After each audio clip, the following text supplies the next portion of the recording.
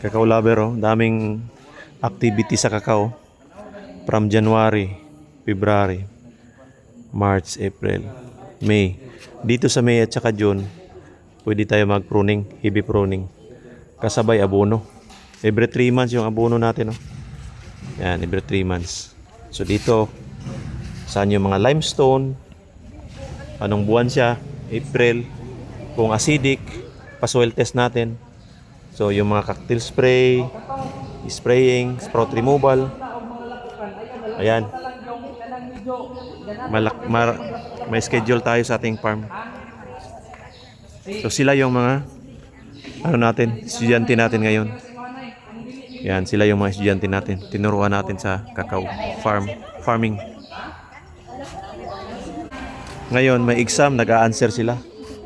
Tapos magde-demo kami ngayon, mag-a-actual. Ayan sila. Sa vlog makikita. Follower. Ito, follower. Follower ko. Kita kami ngayon, ha, follower ko.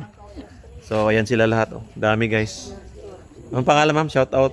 Marites Bising Balonda. Okay. Good.